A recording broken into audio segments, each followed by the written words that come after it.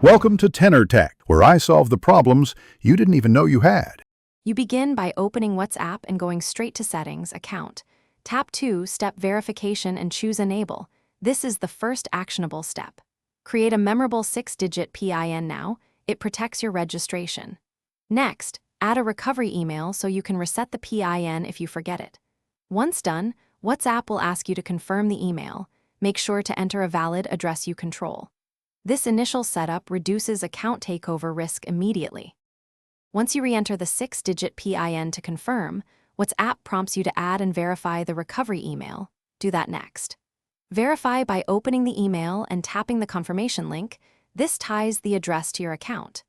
You can also configure reminders or choose to disable later, but keep reminders on for security.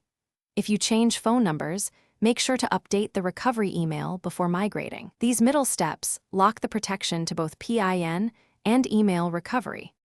Finish by saving changes and exiting settings. Your 2-step verification is now active. You should test the setup by attempting to register WhatsApp on another device so you see the PIN prompt. This confirms it works.